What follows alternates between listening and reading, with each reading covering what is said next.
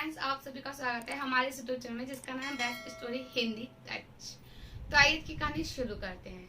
आज की कहानी का नाम है बेटियां। डॉक्टर कुमार ने जब नर्स से फोन पे बात करी तो उन्हें पता चला कि एक बच्ची, नवजात बच्ची की बेहद नाजुक हालत है। तो उन्होंने तुरंत ही डॉक्टर नर्स से पूछा बच्ची को माँ का दूध पिलाया गया या नहीं। तो आइए अब इस कहानी को सुनते हैं। उफ, आज तो चाय तक पीने की फुर्सत नहीं मिली, कहते हुए डॉक्टर कुमार ने अपने चेहरे से मास्क और गले से अपना आला निकालकर रखा ही था, वैसे ही उनका फोन बज उठा। उन्होंने आवाज लगाई अपने वार्ड बॉय को, नंदू जरा फोन तो देखना। जैसे ही नंदू ने फोन उठाया तुरंत उसने आवाज दी, सर आपके लिए फोन आया है। डॉक्टर कुमार आराम का ख्याल छोड़कर तुरंत फोन की तरफ भागे। जैसे ही फोन कान पर लगाया, फोन था लेबर रूम से। लेबर रूम की तरफ जैसे ही गए तो उन्होंने वहां जाकर देखा कि एक नवजात बच्चा जो कि बेहद नाजुक हालत में था। उन्होंने तुरंत नर्स से पूछा, नर्स इस बच्चे की बेहद नाजुक हालत है, इसके माँ बाप कहाँ हैं, उन्हें बुलाओ। नर्स ने कहा, सर इसके माँ बाप तो इसे ऐसे ही छोड़कर चले गए। ऐसे ही छोड़कर गए मतलब? सर लड़की है ना, वट हद हो गई आज के जमाने में भी। ये लड़का लड़की का कब खत्म होगा अंतर लोगों के बीच। अब डॉक्टर कुमार समझ चुके थे डांट डपट करने का या गुस्सा दिखाने का कोई फायदा नहीं है। लड़की को बचाने की कोशिश करते रहे। कृमित श्वास और इंजेक्शन देकर वो वापस अपने रूम में आ गए और नर्स को जरूरी हिदायतें देकर गई। थोड़ी देर में फिर नंदू ने फोन उठाया और कहा, सर एक एक्सीडेंट केस है, तुम चलो मैं आता हूँ। नंदू को बोलकर तुरंत डॉक्टर कुमार दोबारा से अपने वार्ड की तरफ भागे। जैसे ही कैबिन में आते हैं देखते हैं कि एक वृद्ध लेडीज, बहुत ज्यादा खून बह चुका है उनका और बेहोश पड़ी हैं। उन्हें पट्टी वगैरह कर और उनके साथ कोई है कहकर उन्हें बुलाने लगे। माँ जी आपके साथ कोई आया है? उस बूढ़ी महिला ने कहा, हाँ मेरी बेटी आई है। श्वेता जरा इधर तो आना। डॉक्टर कुमार ने देखा कि एक दुबली पतली शर्मीली सी एक लड़की थी जिसका नाम था श्वेता, जो कि उन्हें अभी पता चला था। श्वेता को उन्होंने अंदर बुलाया और उन्हें कहा कि खून तो ज्यादा बह चुका है लेकिन कोई सीरियस बात नहीं है, आप बस लेकिन 4-5 दिन इन्हें यहाँ रुकना पड़ेगा। उनकी बेटी ने कहा ठीक है। डॉक्टर कुमार ने कहा कि खर्चा तकरीबन बस इतना ही कह पाए थे कि बीच में ही श्वेता टोकने लग गई। खर्चे की आप टेंशन मत लो सर, मैं सारा इंतजाम खुद कर लूंगी।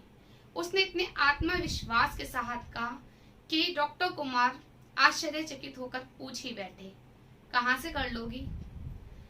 लड़की श्वेता ने तुरंत जवाब दिया, नौकरी करती हूँ, कुछ जमा कर रखे हैं, कुछ जुटा लूंगी, आखिरकार माँ का इस दुनिया में है ही कौन मेरे सिवा। डॉक्टर कुमार ये बात सुनकर निश्चिंत हो गए और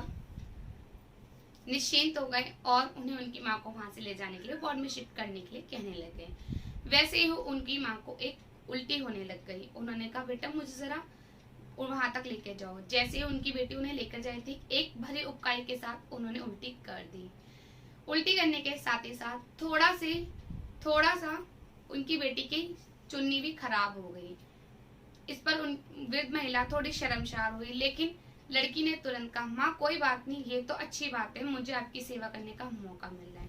डॉक्टर कुमार ये बातें सुनकर डॉक्टर कुमार एक एक बातें लड़की की उनके हृदय में बैठ गई थी। वो सोचने पे मजबूर हो गए थे कि आजकल लड़कियां क्या क्या कर रही हैं। खैर उन्हें वार्ड में शिफ्ट करा दिया गया। थोड़ी ही देर में दोपहर में जब डॉक्टर कुमार खाना खाने बैठे तो उनका खाना खाने का मन ही नहीं था। वो अपने दोनों मरीजों के बारे में सोच रहे थे। एक तरफ श्वेता है जो अपनी बूढ़ी माँ को कितना सहारा दे रही है और दूसरी तरफ वो बच्ची जो अपनी जिंदगी और मौत से लड़ रही है। उसके माँ बाप उसे ऐसे ही मरने के लिए छोड़ गए।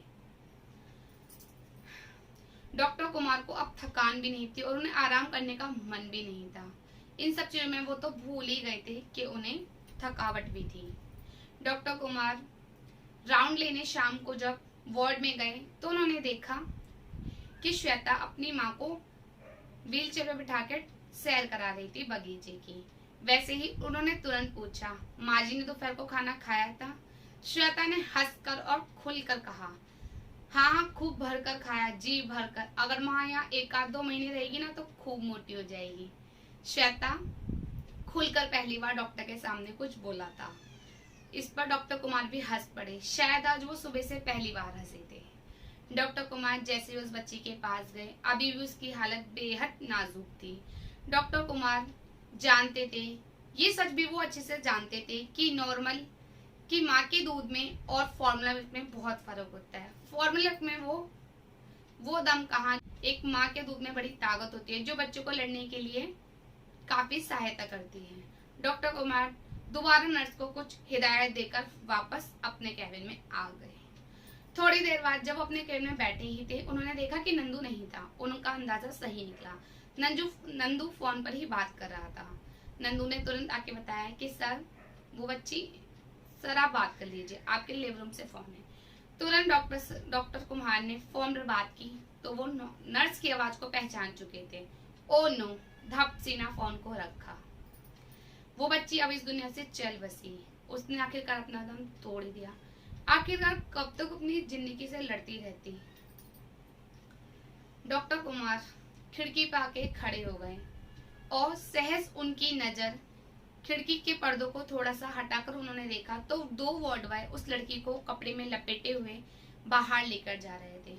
यूं तो डॉक्टर कुमार ने अपने पूरे जीवन में बहुतों को अपने सामने इस दुनिया से जाते हुए देखा था। उस करुणामय दृश्य को देखकर डॉक्टर कुमार सोचने लग गए कि उनका जी चाहा कि इस लड़की के माता पिता को घसीटते हुए लेकर आए और बेटी की परिभाषा दिखाएं, श्वेता को दिखाकर बेटी की परिभाषा समझाएं। लेकिन अब काफी देर हो चुकी थी। ना तो उसके माँ बाप का अता पता था और अब वो बेटी भी इस दुनिया से जा चुकी थी। यूं तो डॉक्टर कुमार ने कि इस दुनिया से बहुत से लोगों को जाते हुए देखा था अपनी आंखों के सामने, लेकिन फिर भी आज उस बच्ची को देखकर उनकी आंखों में करुणा और बेबसी के आंसू झलक पड़े थे।